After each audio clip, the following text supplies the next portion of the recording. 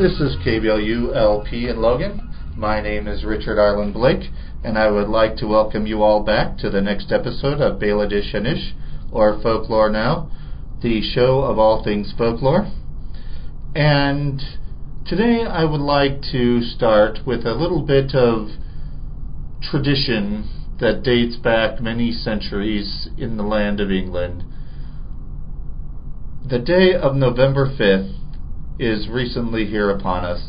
So it is a day not much thought of here in America since the Revolution, but it is still a day of significance in other lands.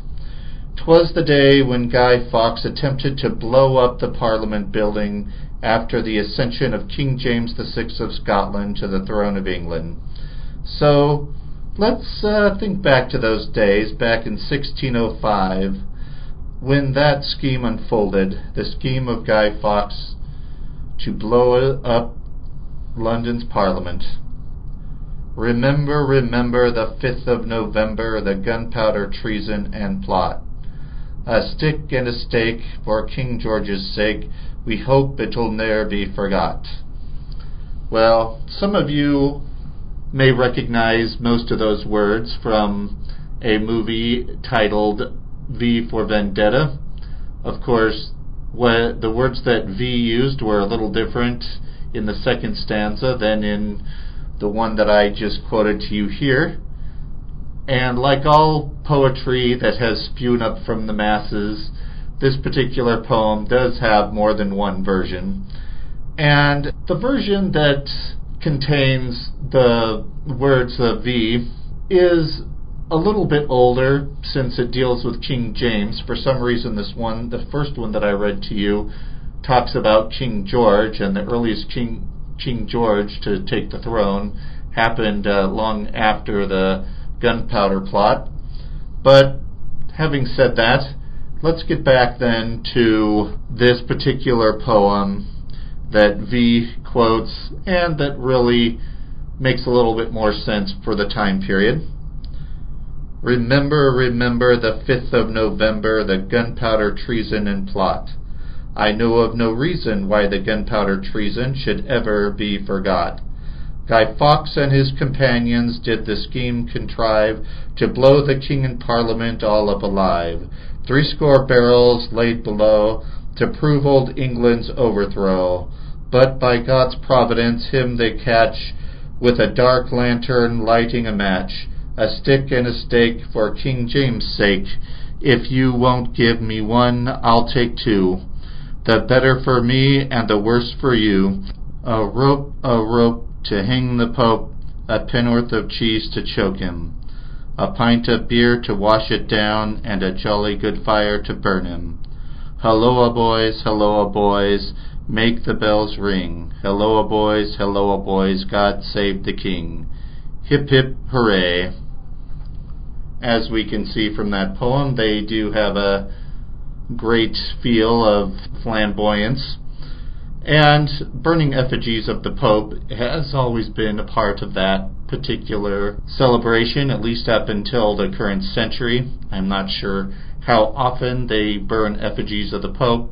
I have seen someone burn an effigy of Guy Fawkes. I don't know if they were just trying to be cute or if they're continuing a tradition, but that is the way it is. So, to celebrate the foiling of Guy Fawkes, people all over Britain and Northern Ireland do these bonfires and burnings, and we always need to keep in mind modern day views and feelings about this as well. I'm not sure how modern day Catholics in Britain see it. That is something that I will have to check up on, because some might consider this an insult to all things Catholic in the British Isles, because Catholicism is no longer banned. Like so many other holidays that commemorate special events, historic events that change the course of history, Guy Fawkes Night, a lot of people don't always realize where it came from. They just think of it as a time for celebrating, setting up fireworks, and doing all these other things. So even some people who you'd think might find it offensive might just not even know where it even came from. let's just say, in America, a lot of people just come and celebrate Mardi Gras. That is a Catholic holiday celebration, but a lot of people just show up in New Orleans or they show up in Galveston, Texas. They just go there to party. The whole reason for its celebration is really either over their heads or they don't care. They just like to go and party. And I definitely noticed that when I was in Galveston in Texas, too. So I've been to several of these places where a lot of these events do take place. But moving on from Guy Fawkes, so I've done my first interview here with someone that I'm going to play here for you. This particular person, her name is Rachel. She is part of the folklore program here at Utah State University. She is going to discuss the kind of research that she is doing for her folklore project and where she wishes to go with it. And so we will now go to her interview and play that for you, and then we will discuss other things later. I am here with Rachel. She is also from the folklore program at Utah State University in the graduate program. She's here to talk about her research that she is doing that is concerning women within the LDS faith, the ones who go and they serve missions in the field and why they do it. So, what is the basic idea that you are trying to get across here by doing this research? Right. Well, I was reading some information. I was actually reading a speech by a folklorist, Bert Wilson. He is actually kind of considered the father of Latter-day Saint folklore. And it was interesting because he was talking about how what he's done in his work, and he studied 3 Nephite legends, which are legends about there's 3 ancient people who were told that they wouldn't have to die, and so people that they think they see 3 Nephites, and you hear legends about that. And he was talking about his studies and what he's done, and he was saying that he thinks that folklorists are probably more familiar with 3 Nephite legends than even members of the Church of Jesus Christ of Latter-day Saints, right? And he was saying that he hopes for the future that folklorists who study Latter-day Saint folklore will study more of what's just the common everyday thing that matters to people of our faith. And so I thought that was really interesting, and I think that applies a lot to what I am studying, which is the Latter-day Saint woman and how she decides to serve a mission, or how she decides not to serve a mission, right? Because that's such a gray area. We're not told that it's bad if you don't go, or that you're super good if you do go. It's completely up to us. As opposed to what the church encourages. Yeah, in the church. Exactly. And men obviously, you still have your choice, and you're not kicked out of the church if you don't serve a mission. But it is, more strongly encouraged. It's kind of the idea of like it's your priest's obligation. There's more doctrinal foundation for that. But women, it's up to you whether you want to or not. Which it kind of leaves an interesting space, I think, for folklore to take place. I guess like a folklore process for women to decide, right? Because it's just super personal how they decide to go on missions, and what really prompts that, and how they go about making that decision. So I think it's a really interesting way to look at women in a certain religion, and how they, how choice and agency factor into their religious beliefs and how that plays out in a specific setting. Okay. Are there any examples of stories that you've come across so far about this, whether that's written or people you've talked to? Yeah, I was first inspired by my sister, actually. I served a mission for the Church of Jesus Christ of Latter-day Saints, and so did she. But it was really her story that first really got me really intrigued, because I was there for the whole process. I had just come home from my mission, and she had never wanted to serve a mission, not because she didn't have faith in the gospel, but because she just didn't really think it was for her, didn't really feel like she needed to. And then, interestingly enough, I kind of said some things like, hey, maybe you should consider it, and she really looked up to me, so she took it seriously. And then just just interesting things in her life led her to the place that, even though she still didn't want to go on a mission, she still didn't want to. She knew it would be hard because missions are hard. She realized hey, I think this is what God wants me to do, and I feel strongly that it is what He wants me to do, even though I actually don't want to go. And I think that's a really interesting concept because normally you would think that those things would align a little bit more. What you would think that ultimately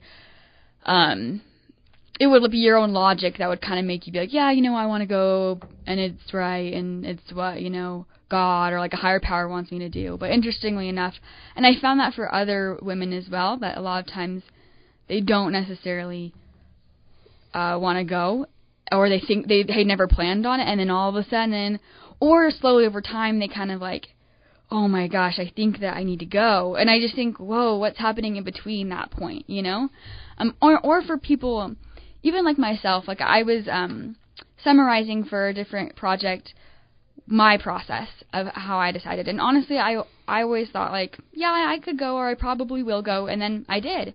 And I felt fine. I was yeah, I really want to go on a mission, and I felt good about it. But interestingly enough, when I tell my story about that, I always factor in that with how that played out in the rest of my mission, because I wanted to go so badly, I felt so good about it, and my mission was really hard. So that really played into kind of, hey, this is where I was before, and I kind of went in, with innocent, well-intentioned, but naive ideas about a mission, but in the end, I still, even though it was hard and not what I expected, and I went in with different ideas and what I came out with, it factors into my story of faith. And hey, I know I went to the right place and did the right things, even though it was not what I expected. So I think that's interesting too, because my narrative of how I came to decide to go on a mission, even though at the time it was easy, it factors into the things that I learned and how I look at my faith now. It totally plays a part in that. And so that's a really interesting role with that. But that narrative plays as well. So have you noticed any changing attitudes about women wanting to go on missions as opposed to 10 years ago? Oh, yeah. 20 years ago? Definitely. It's hard to say. I haven't done studies across the board, but I know even just culturally, as I think you mentioned, the age for women to go on missions used to be 21, right? And then in 2012, October 2012, they changed, the church changed the age for women to go to be 19. And that was a huge deal. And I think that's another thing I'm looking at too, is because before it was kind of hey, 21, you maybe by that point you're married, or you're in a relationship you want to continue, or, you're in the middle of school in college. So it's kind of hey, if you're still around and you're still available to go and you're thinking about it, maybe then. And so a lot of girls and women would think, okay, well, we'll see what happens when I'm 21. There's so many factors. But now that the age changes, and now that the age is 19, there's not as many, excuses. Hardly any people are really married or feel that deeply committed, or you're right at the beginning of school. It's a good time anyways to take a gap year or two. So I think that makes it kind of oh, there's not really any excuses, logical things to prevent me from going. So now I just have to face myself, and I have to face my faith and what I want and what I think that God wants. And so I think that makes a huge difference for sure. But there's still less of a need emphasis on the women going as opposed to men going on missions. Have you talked to many of the women who are recently going on missions, or is that still something that you have to get started on? I haven't done a ton of official interviews, but I have definitely. It's my scene. People in my ward congregation. I know that there's no official doctrine or statements from the church. In fact, there are official doctrine and statements saying, hey, it's up to the woman. It's no pressure. You should not feel obliged to go, and also you should not feel like you need to not go for some reason. And so from the church, there's nothing. But I do think that, especially with the age change, I'm sure that I know that there are women who feel pressure, almost in a way, or kind of feel like, hey, all my friends are going, wouldn't it be so cool, if I went too. It just sounds exciting to possibly go to a foreign country and do something cool for, a cause that you believe in. And so I do think that there are probably times, especially in the beginning there when that age change first happened, that women kind of feel, hey, maybe I don't have faith because I don't feel like I should go. And I'm sure that's definitely an issue for some women, that they feel they feel different pressure from different sides. It used to be, I feel pressure not to go because my family wants me to get married or I should stay in school. But now I think there could be a reversal of, I should go because why not? Like, I don't even know what I'm doing with my life anyways. I know I would have gone when I was 19 just because I didn't know what I wanted to do in college. And I was like, well, it's a good time to peace out and figure out what my major is later, So that's a factor for sure. So do you know where you're going to go with your research from this point? Like, what part of the process are you in right now? Where do you see your next step? I still have to do a lot of interviews. Again, because I'm part of the culture, I hear things all the time. I know my own friends' basic stories of how they decided, they decided to serve. But I will be definitely interested when I sit down one-on-one and get the long versions. There's not always as many excuses or reasons to, like, hey, sit down and tell me your longer version of the story. But I'm excited to hear that. And I think I'm going to let the interviews speak for themselves and kind of take me the direction that I find them going. I don't want to come in with too many ideas, and force them upon my interviews or interviewees, well, how does choice play a factor, or like some kind of biased approach. I'd prefer that I just see where the interviews, what they say and kind of where they end up going. I'm sure I'll find patterns, or even when I was thinking, I'm sure there's a pattern between women who didn't want to go and then they decided, like, oh, I actually realized I need to go, and I realized there's definitely a difference between people who always wanted to go, and I'm sure that those will be different types of narratives and stories. So you talked about, being inside of the culture. Do you see yourself talking to any people, getting perspectives from outside of the culture while you're doing your research? That's always tricky, the e-make versus e-dig approach, and I definitely think there are many benefits to being inside the culture, but I've definitely, it's interesting because folklore, Latter-day Saint folklore, there are kind of an equal number of folklorists that are in the church and not part of it, and so there's a lot to draw from there as far as drawing from folklorists who have done studies that are not members of the church, or just other folklore theories in general that don't specifically apply to Latter-day Saint folklore that I think would still be relevant to use for sure. Obviously, I'm basing it off of that folklore theory. So. Okay. So to wrap things up, do you have anything else that you'd like to add here about your research, or that you'd like people to know? I guess going back along with what I said in the beginning that Bert Wilson said, I personally really like to focus on the everyday, day-to-day folklore processes that people of various folklore groups participate in that they may not even be aware of. I definitely think there's obviously a place for legend studies and other things like that, where it's like, here's like a really unique, specific thing. But I just really think that there is value to see, hey, what's this process? You don't even realize that, you're kind of creating your own way. And you're doing things kind of in a folkloric way that everybody is participating in, that I think it's easy to say, oh, look at these nutso, like 3 Nephite stories or end of time stories, which are so interesting for sure to analyze and see how do they play a part or where do they fit into the role. But I definitely think it's important to look at, hey, what do people care about on a day-to-day basis, and what are they doing about what they care about? That's not prescribed. That's just on their own. Okay. All right, Rachel. Well, we thank you then for coming in, and good luck with your work. As you can see, the studies of the folklorist can be quite diverse. It can go into many different directions other than just stories or music.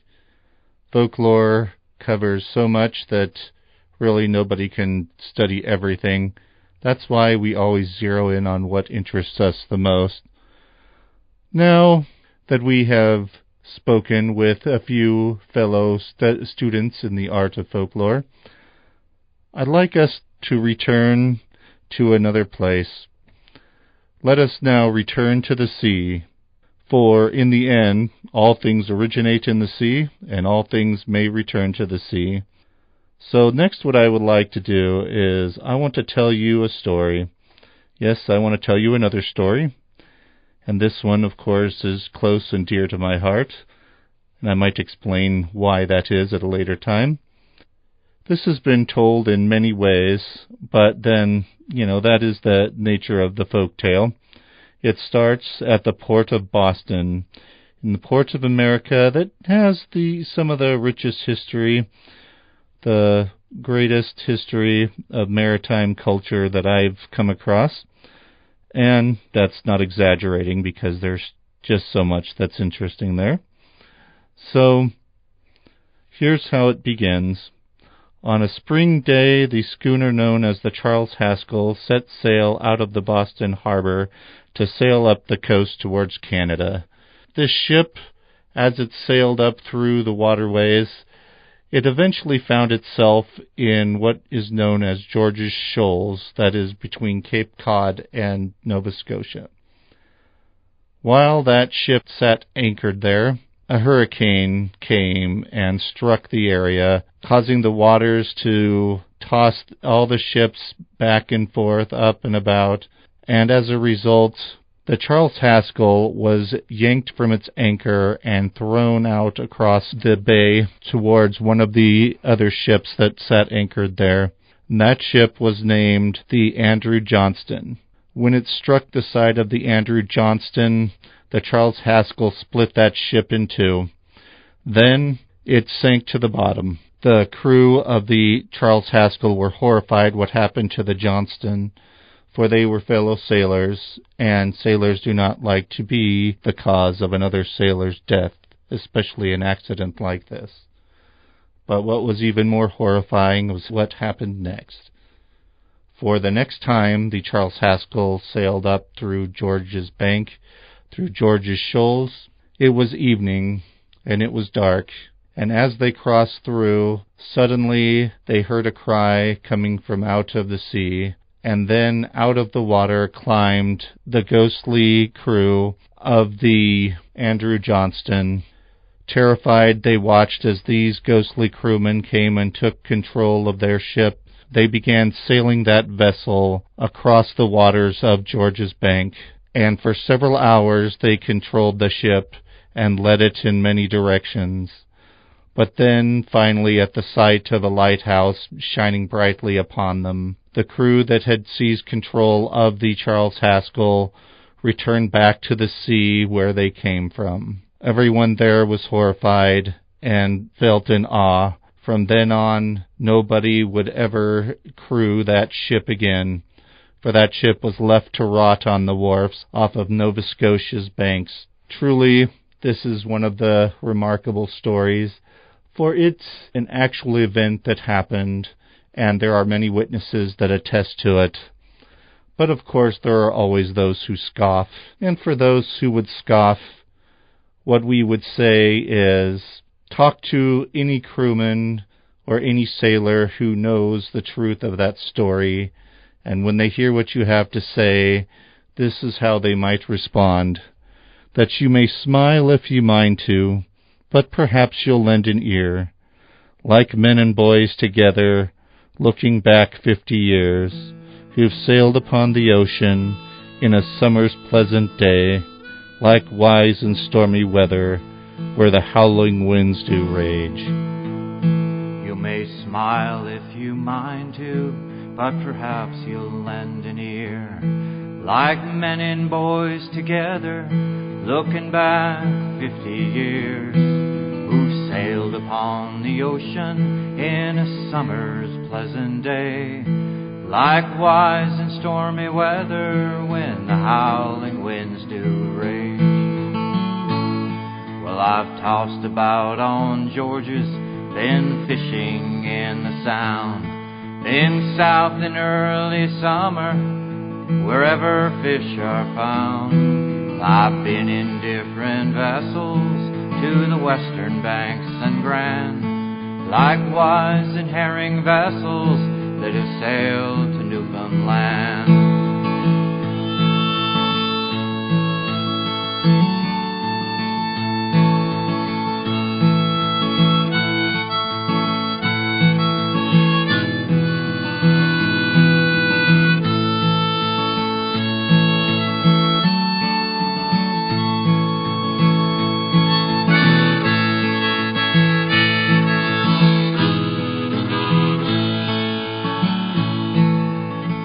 I saw rough times, I tell you, when things were looking blue. Somehow I always made it, somehow I got through. I ain't no boast, however, I won't say much, but then I wasn't easily frightened like most other men. One night as we were sailing, beware of land away, I never shall forget it until my dying day. It happened on the Grand Dog Watch, I felt a chilly dread come over me as someone was calling from the dead. Right over the rail they came silently one by one, a dozen hardy fishermen. Now wait, I'm not done. Their faces pale and sea-worn, ghostly through the night, and each took his station as though it were his right. They all moved together till land did heave in sight, or rather shall I say it, we saw Cape Hogue light. And then those ghostly fishermen all went to the rail as one. They vanished like the morning dew after the rising sun.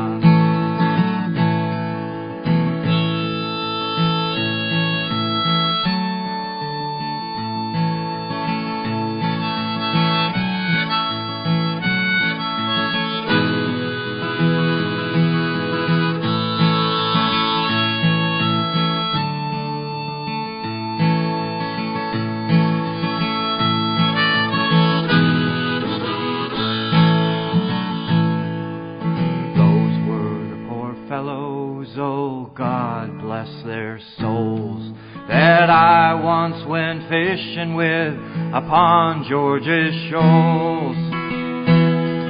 Well, now you've heard my story, and it happened as I've said. I do believe in spirits, and it's from them I feel I'm led.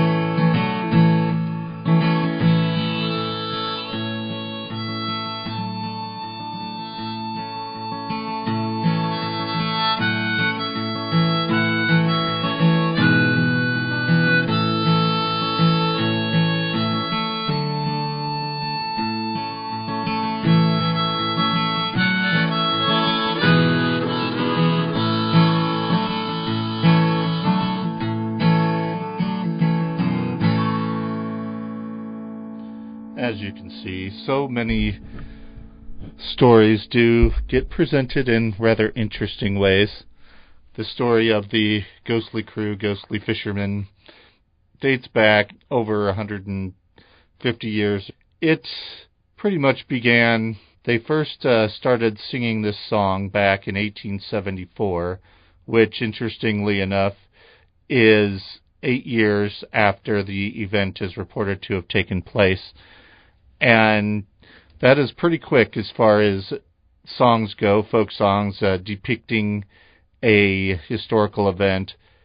And a lot of these sailors, every time this ship would go out, it's purported to have happened more than once. As I said, every time when the ship had gone out and gone to George's Bank, these ghosts would appear and take over the ship. And some people said that that happened once before it got sent to the docks to rot away. And others actually said, well, it happened several times before anyone really gave up on the ship itself. So it is really interesting sometimes to note how stories come about and what happens when they are put to music, because the story itself, the original story, actually is a little different than the song. Like, the number of sailors, according to one of the historical accounts, is that there were actually 26 of them and not 12, as the song says. The number 26 is 13 times 2, and sailors, being superstitious as they are, they do not like the number 13. And 12 is a nice rounded number. It shows a sense of completeness. For us folklorists, we always look for those little symbolic things that are part of just about every folk song. I love this song because there's actually about 10 different versions of that song that I have found. A couple of the ones that I've found are almost identical to each other, but there are some where just little tweaky differences appear, and or some words are changed, like the number of years in which the sailor singing the song had been at sea or sailing the seas. The version in this song says that he has been sailing for 50 years. Well, there's another version of the song that actually says for 40 years. And people could attribute, well, 40 years is actually more of a negative number, because 40 years is the number of years the Israelites wandered through the wilderness, and when the flood came from Noah, it rained for 40 days and for 40 nights. Now, 50, on the other hand, that's a nice rounded number. It has much nicer anecdotes, references to it throughout history. There's 50 days between the Passover and the Pentecost, and there's a couple others I can't think of off the top of my head. But you can easily study these folk songs and look at them symbolically the same way that you look at other, stories or different versions of a story. And when a song is different from the actual original story, that's when I really love to delve into it. I think I'm going to bring this show to a close after this. That song, I felt, was a good touch to add. And there is one more thing that I do want to tell you, however, before I go. Because of the timing of which I started this podcast and what it is right now, I wished everyone a happy Guy Fawkes night. I hope everyone did have a good Guy Fawkes night. It has come and gone, and I have made a note of going and looking to see how everyone had celebrated it. But there's another day that has just come as well, and that is Veterans Day, or Armistice Day. And I hope everybody really understands what it is that we're celebrating on Armistice Day or Veterans Day. We are celebrating the end of World War I. It was a horrendous, horrific event, and it changed the lives of so many people. So many people died, and it's always good to remember them. Of course, we call that day Veterans Day now in order to honor all veterans, whether they fought in World War I or not. I think we should all remember that before this armistice, people were not quite sure how the war was going to end. The Allies were starting to push back against the Germans, who were the main enemy, who was still around at that time. This armistice prevented a lot more deaths from happening than could have. There are several World War I poets that really let you understand what it was like to be out there on the battlefield. But I'm not going to talk about Sassoon or Owens or Graves or any of the other World War I poets. I will leave you to check that out yourself. I think you'll find their poetry very enticing and interesting and informative. As I close out, I do want to also say that I am always looking forward to hearing any stories that any of you have to say, any songs that you would like me to discuss that you think are worthy of note, or if you have recordings of yourself telling stories or singing folk songs, if you could send those to me, I would love to play them on this show.